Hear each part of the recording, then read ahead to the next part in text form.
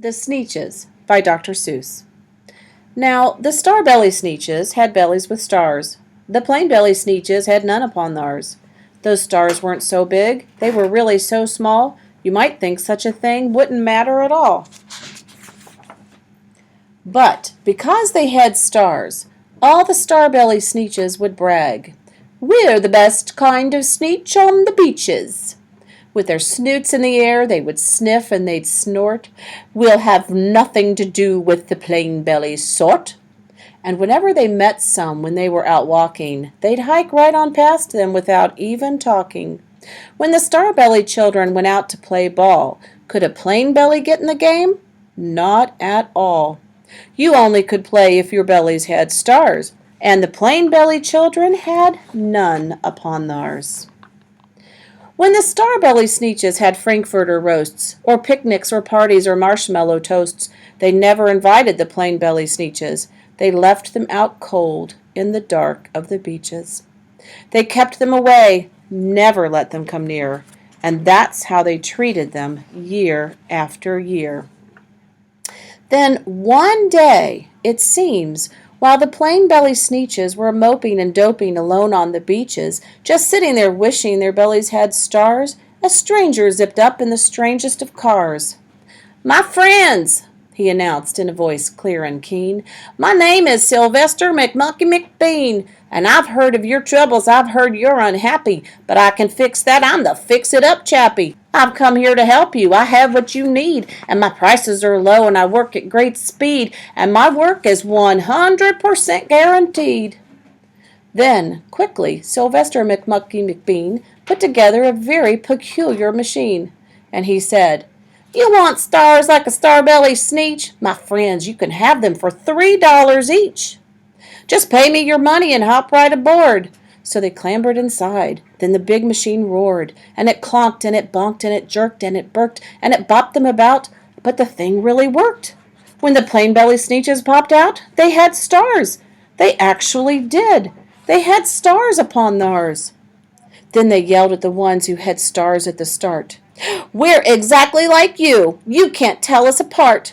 We're all just the same now, you snooty old smarties, and now we can go to your frankfurter parties." "Good grief!" groaned the ones who had stars at the first. "We're still the best Sneetches, and they are the worst. But now, how in the world will we know?" They all frowned. "If which kind is what, or the other way round?"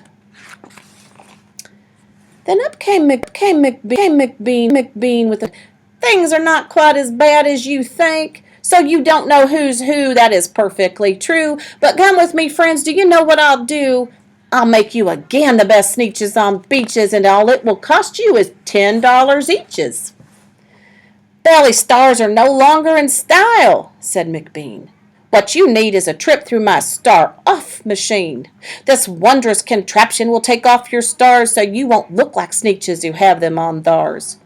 And that handy machine, working very precisely, removed all the stars from their tummies quite nicely. Then with snoots in the air they paraded about, and they opened their beaks and they let out a shout. "We know who is who, now there isn't a doubt. The best kind of Sneetches are Sneetches without." Then, of course, those with stars all got frightfully mad. To be wearing a star now was frightfully bad. Then, of course, old Sylvester McMonkey McBean invited them into his star-off machine.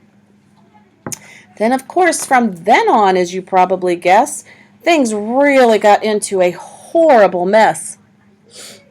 All the rest of that day on those wild screaming beaches, the fix-it-up chappie kept fixing up Sneetches.